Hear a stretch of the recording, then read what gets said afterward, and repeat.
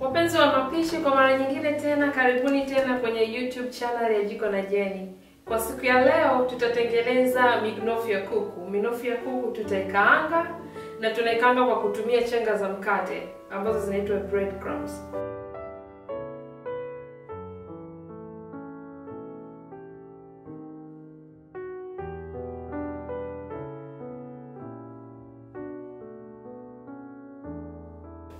Kwa hiyo katika recipe yetu, cha kwanza tunaanza kuchanganya kuku ambayo ni nusu kilo ya kuku, yani gramu 500 ya minofu ya kuku.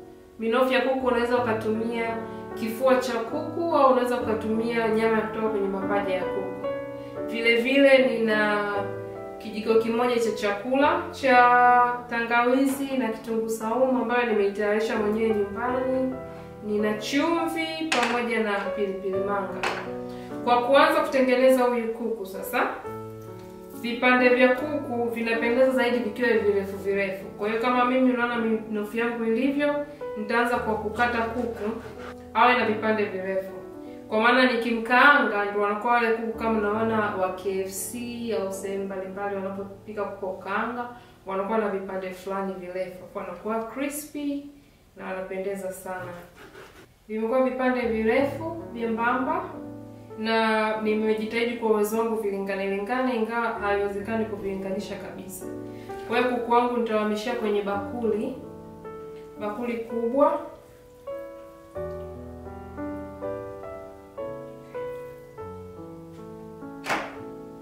Nitaongeza chumvi. Chumvi ni kukadiria wewe mwenyewe unapenda kiasi gani. Pilipili manga pamoja na kitunguu saumu na tangawizi ambacho nimetengeneza mwenyewe nyumbani. Baada ya hapo nitachanganya vizuri, utachanganya mwenyewe kwa kifaa unachopenda kutumia. Mimi huwa napenda kuchanganya na mikono ili nihakikishe kila kitu kimechanganyikana vizuri kabisa. Kama mnavyoona imechanganyika vizuri kabisa. Kinachofuata baada ya hapo kisha changanya sasa ni uchaguzi wako mwenyewe. Unaweza ukakaanga moja kwa moja au unaweza ukafunika ukaweka kwenye mfuko au ukafunika na nylon kwa juu ukaweka kwenye friji kwa masaa mpaka 24. Na kwa ushauri wangu mimi naona inapendeza zaidi ukiilaza kwenye friji. Yaani unatengeneza usiku na wala usiku mzima unapika kesho yake. Kwa hiyo viungo vinakuwa vimeingia, vimekolea zaidi. Lakini kwa sababu niko mbele ya kamera inabidi nitengeneze haraka, basi nitatengeneza kuku sasa hivi. Baada ya kuweka viungo kwenye kuku sasa tunaelekea kwenye kukaanga kuku wetu. Katika kukaanga kuku tunahitaji vijiko 3 vya unga wa ngano. Unaweza ikahitajika kidogo zaidi au kuongezeka zaidi, haina shida. Nina chenga za mkate ambazo ni vikombe 2 vya chai. Hizi chenga za mkate zinapatikana madukani. Unaweza kununua, zinaitwa breadcrumbs. Unaweza ukapata za aina tofauti, lakini kwa mimi binafsi napenda za panko, zinazoitwa panko. Na pia tuna mayai 2. Unaweza ukatumia yasiishe yote, lakini yai moja halitatosha kwa hakika. Kwa hiyo nitaanza kwa kuandaa mayai. Nitapiga mayai yangu.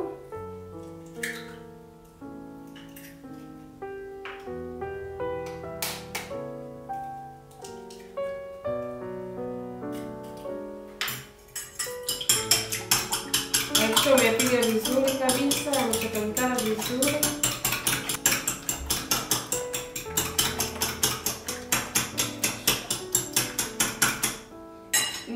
Baada ya kuyapiga vizuri nitaongeza na chumvi kiasi kwenye mayai.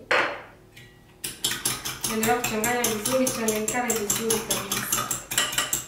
Sasa mayai yako tayari. Kitakachofuata sasa nitaanza kuandaa kuku kwa ajili ya kuwakaanga.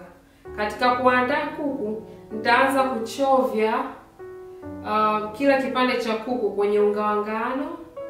Halafu nitachovya kwenye mayai. Nikimaliza kwenye mayai nitaanza kuweka kwenye chenga za mkate. Kwa hiyo utachukua kila kipande vizuri, hakikisha umekiweka kwenye unga wa ngano na unga wa ngano umeshika vizuri.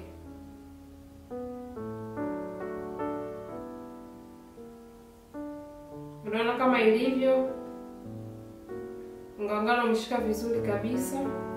Baada ya unga wa ngano Nitachovya mchanganyiko kuku wangu kwenye mayai niliyoyapiga awali. Hakikisha paka imeshika vizuri kabisa. Na nikitoa kwenye mayai, naenda kuweka kwenye chenga za mkate sasa.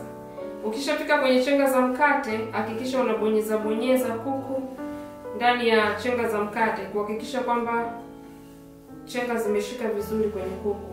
Haya mayai tuliweka kabla yanasaidia sana kunatisha chenga za mkate kwenye kuku. Kwa hiyo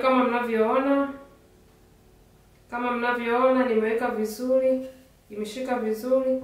Sasa naweka pembeni. Nitaendelea na zilizobaki. Kwa hiyo tunarudi tena kwenye unga wa ngano. Nenda kwenye mayai. Alafu kwenye chenga za mkate. Kwa hiyo ukishamaliza kuwawekea viungo kuku, kuweka na unga wa ngano na mayai na breadcrumbs, kama mnavyoona nimeshaweka huko tayari, unaanza kuweka kwenye mafuta yaliyochemka. Hakikisha mafuta yamechemka kabisa. Kama niliweka breadcrumbs kama mnavyoona inakaa kabisa mafuta yameiva vizuri. Naanza kuweka kuku mmoja baada ya mwingine. Kwa kuwa nitakuwa naendelea kuwaongeza breadcrumbs kwa juu, huku naweka kwenye mafuta ili kuhakikisha kwamba kila kuku amepata breadcrumbs za kutosha. Kwa sababu jinsi anapopata breadcrumbs nyingi ndio kuku anazidi kuwa crispy. Na unapowakaanga hakikisha hawakaangi muda mrefu sana wakakauka sana, na pia usiwakaange kwa muda mfupi sana wakawa wabichi kwa ndani.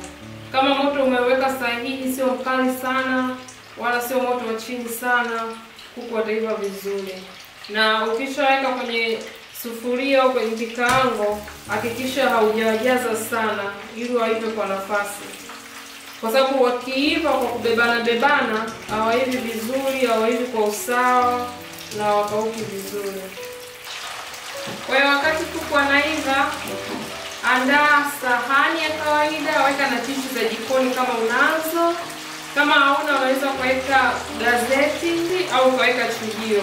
Kwa maana kuku ukishamtoa kwenye mafuta anapendeza kama atanyonya yale mafuta, ili wakati wa kula asikinai, asionekane kama ana mafuta mengi.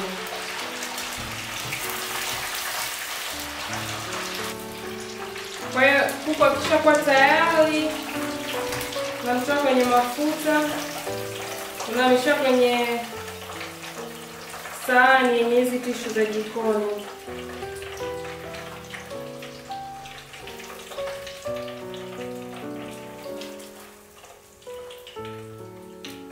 Kama unavyoona imetokea vizuri kabisa.